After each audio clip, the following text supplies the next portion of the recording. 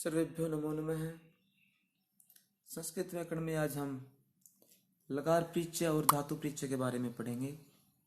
लकार क्या होते हैं, पुरुष क्या होते हैं, धातु क्या होती हैं। तो इसमें सबसे पहले पुरुष के बारे में संस्कृत में है कि जो संस्कृत व्याकरण में 3 पुरुष होते हैं, प्रथम पुरुष, मध्यम पुरुष और उत्तम पुरुष। प्रथम पुरुष क्या होता है? वह है वे दो वे सब, इसको ये प्रथम पुरुष, इससे प्रथम पुरुष से इसका बोध होता है।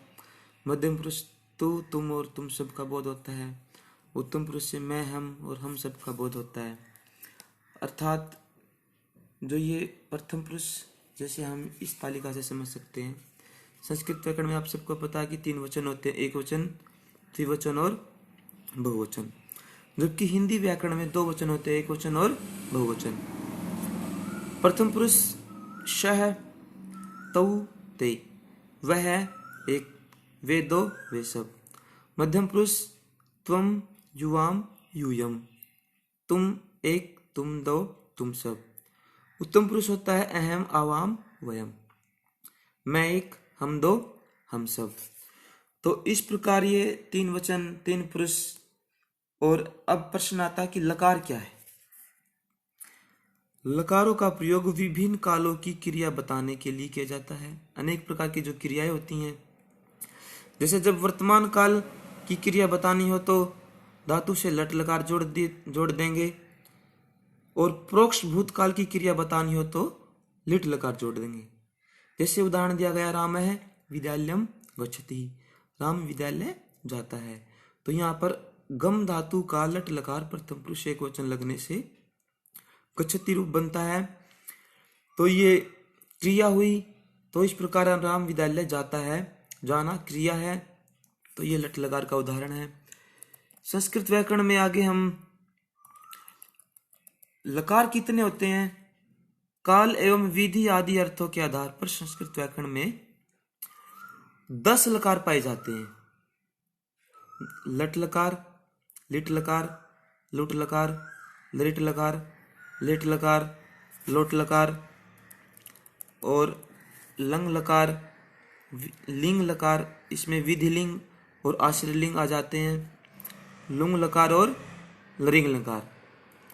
जैसे कि आप सबको पता है, कक्षा 9वीं, 10वीं, 11वीं, 12वीं में हम 10 के 10 लकार नहीं पढ़ते। आपके जो धातुएं आती हैं, धातु रूप होते हैं, 5 लकारों में आते हैं। 5 लकार यहाँ पर जो है लट लकार। लट लकार का अर्थ है वर्तमान काल, जो समय भी चला हुआ है। लोट लकार होता है आज्ञा काल, आज्ञावाचक। और लंग लकार होता है भूतकाल, जो समय जा चुका है। विधिलिंग लकार होता है चाहिए अर्थ में। और एक 5वां लकार होता है लरिट लकार। लरिट लकार होता है भविष्यत काल, मतलब जो आने वाला समय, फ्यूचर। तो कक्षा 9वीं, 10वीं, 11वीं, 12वीं में जो हम धातु रूप पढ़ते हैं, उनमें सिर्फ ये 5 लकार ही आते हैं और अन्य लकार हमें पढ़ने की आवश्यकता नहीं होती। अब धातु क्या होते हैं, इसका सामान्य परिचय है कि जिस शब्द द्वारा किसी कार्य के करने या होने का बोध हो उसे क्रिया कहते हैं। अर्थात क्रियापद के मूल रूप को ही धातु कहा जाता है। जो क्रियापद का मूल रूप है वही धातु होता है। उदाहरण के लिए, राम है पुस्तकम पठति, राम पुस्तक को पढ़ रहा है। इस वाक्य में राम करता है और उसके द्वारा पुस्तक पढ़ी जाती है। अतः यहाँ पठ धातु के द्वारा पढ़ना क्रिया का होना प्रकट होता है, जिससे पठति रूप बना है। पठति, राम है पुस्तकम पठति। तो इस प्रकार यहाँ पर पढ़ना ही पठ धातु मूल धातु है। पठति, लट लकार, वर्तमान काल, प्रथम पुरुष एक वचन की क्रिया लगने से पठति रूप बनता है। संस्कृत साहित्य में विभिन्न अर्थों को बताने के लिए अनेक धातुएं होती हैं। उनमें से जो हमारे 10 गण हैं, उनमें 10 गणों में 3 प्रकार की धातुएं पाई जाती है। एक होती है प्रश्मयपदी, एक होती है आत्मनेपदी और एक होती है उभयपदी। प्रश्मयपदी धातुओं के वर्तमान काल में, जैसे वो ती, तैंती अर्थात तिप तस जी प्रत्यय होते हैं, पठती, पठता है, पठंती रूप बनाया जाता है। और आत्मनेपदी धातुओं में ते, इते, अंते, जैसे शेवते, शेवेते, शेवंते। पठ, लिख, गम आदि धातुओं का परस्मै पद में प्रयोग होता है, जबकि शेव, मुद्द, लब आदि धातुओं का आत्मनेपद में प्रयोग किया जाता है। इनके अतिरिक्त कुछ धातुएं ऐसी भी हैं जो उभयपदी हैं, जिनमें दोनों ही प्रकार के रूप पाए जाते हैं, जिनमें दोनों रूप बनते हैं, जैसे क्री, ब्रू, पच आदि। और भी बहुत सारी धातुएं हैं जिनमें, जैसे क्री धातु है, प्रश्मी पद में बनेगा इसका करोति, क्री का अर्थ करना, करोति, कुरुते, कुर्वन्ति। आत्मनेपद में जब इसका रूप बनाएंगे हम कुरुते, इस तरीके से चलते हैं। और उभयपदी धातुओं का यदि क्रिया फल कर्तृगामी हो तो आत्मनेपद एवं परगामी हो तो परस्मै पद का प्रयोग किया जाता है। तो इस प्रकार हम परस्मैपदी, आत्मनेपदी, उभयपदी धातुएं होती हैं। तो हमने यहाँ पर अब लकार जो धातुएं बनती हैं हमारी किस तरीके से, एक ट्रिक्स है यहाँ पे, एक विधि के द्वारा। आप सभी बच्चे हैं जो, कुछ बच्चों को धातु याद नहीं होती, बड़ी मुश्किल लगती है, जो 9वीं 10वीं वाले बच्चे होते हैं क्लास में। जैसे लट लकार होता है, लट लकार का अर्थ वर्तमान काल। और परस्मैपदी में धातु जब हम चलाएंगे तो सबसे पहले आपको ध्यान रखना है, एक वचन, द्विवचन और बहुवचन, 3 वचनों में धातुएं रूप चलेंगे हमारे। और प्रथम पुरुष, मध्यम पुरुष और उत्तम पुरुष, जो ऊपर बता चुके हैं 3 पुरुष होते हैं। जैसे हमारी भू धातु है, उसके हिसाब से हम, इसके लिए एक विधि है, ये लट लकार में धातु परस्मैपदी है जो, उसके लिए एक ये तरीका है, ति, तह, अंति, शी, थ, थ, आमी, आवह, आमह। अर्थात जैसे भू धातु को भव हो जाता है तो इसके आगे लट लकार में जब हम धातु चलाएंगे, ती, तह, अंति था, उसके आगे भव लगा दो। भव का वह हलंत होता है धातु का, तो इसमें ए लगने से भवती ही, भवतः, भवंती ही प्रथम पुरुष में बन गया। मध्यम पुरुष में भवशी ही, भवतः, भवत। और उत्तम पुरुष में बन गया भवामि ही, भवावह, भवामह। तो इस प्रकार ये लट लकार की जो धातु है, इसमें कोई भी धातु लगा सकते हो आप। जैसे पठ है, पठ धातु है, इसमें आप पठती, पठतः, पठन्ति, पठसि, पठतः, पठत, पठामि, पठावः, पठामः। गच्छति, गच्छतः, गच्छन्ति, गच्छसि, गच्छतः, गच्छत, गच्छामि, गच्छावः, गच्छामः। तो ये लट लकार में इस प्रकार से धातु है, जो कोई भी धातु के आप इस विधि द्वारा याद कर सकते हैं। बहुत अच्छा आसान तरीका है। दूसरा जो हमारा लकार आता है, लोट लकार। लोट लकार का अर्थ बताया था आज्ञावाचक, भाई आज्ञा देना। जैसे भू धातु लेते हैं, इसके एक वचन, द्विवचन, बहुवचन, प्रथम पुरुष, मध्यम पुरुष और उत्तम पुरुष में तु, ताम, अंतु, अह, तम, त, आनी, आव, आम। जैसे भू धातु है, भू को भव हो जाएगा तो भवतु, भवताम, भवंतु, भव, भवतम, भवत, भवानी, भवाव, भवाम। तो इस प्रकार इसको आप इसमें लगाने से ये सब कुछ इसी तरीके से आप कर सकते हो। जैसे इसके रूप बन गए आगे, हमने लोट लकार में जब भवतु, भवताम, भवंतु, भव, भवतम, भवत, भवानी, भवाव, भवाम। इसी प्रकार पठ धातु लगा देंगे, पठतु, पठताम, पठंतु, पठ, पठतम, पठत, पठानी, पठाव, पठाम। गम धातु जाना होता है, गम को गच्छ होता है, गच्छतु, गच्छताम, गच्छन्तु, गच्छ, गच्छतम, गच्छत, गच्छानी, गच्छाव, गच्छाम। या फिर कोई और भी परस्मैपदी कोई भी धातु ले सकते हो आप। इस तरीके से आप याद कर सकते हैं आसान तरीके से। एक लकार है हमारा लंग लकार। लंग लकार का अर्थ है भूतकाल, जो समय जा चुका है। अब इसमें तीनों पुरुष में, तीनों वचनों में तह, ताम, अन, यहाँ मध्यम पुरुष एक वचन में विसर्ग लगेंगे, तम, तह और अम, वह, म। अर्थात जैसे भू धातु को ही हम इसमें लेके चल रहे हैं।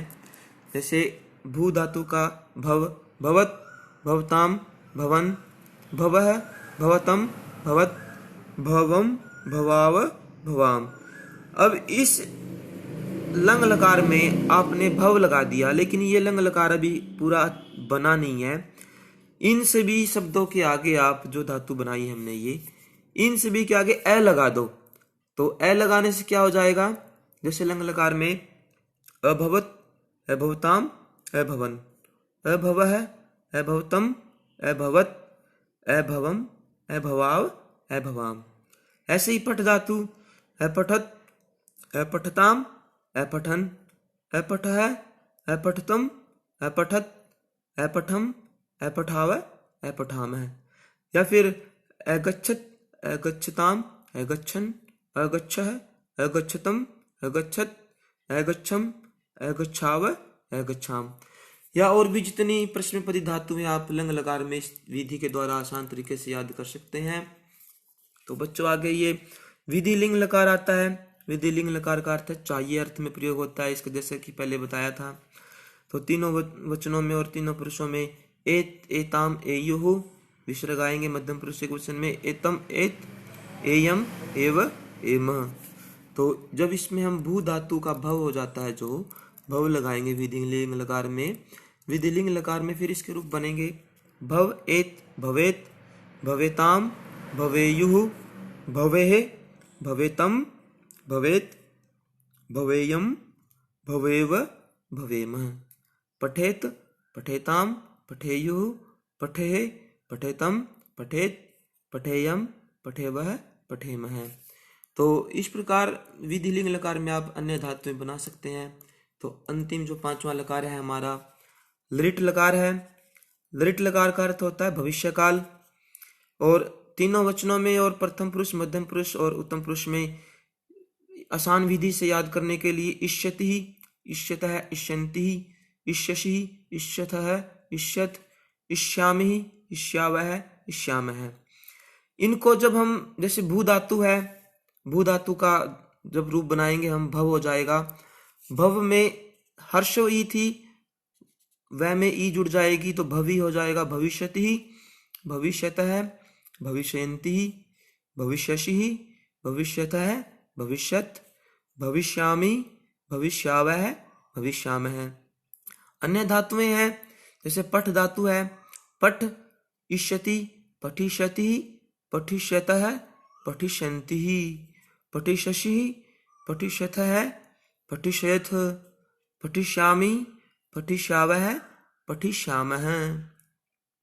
अन्य धातुएं पश्चिमी पद में होती हैं, जो सभी धातुओं का आप लृट लकार में इस प्रकार 5 लकार हमारे आते हैं। तो इस प्रकार हमने ये धातु जैसे लट लकार, इनकी पहचान करने के लिए क्या एक विधि है। जैसे वर्तमान काल लट लकार होता है, उसमें ती, तह, अंति वाली जो विधि बताई है, इसमें पट, भवति, भवतः, भवन्ति, भवषि, भवतः, भवत, भवामि, भवावः, भवामः। ये एक सबसे सामान्य तरीका ये लट लकार होता है।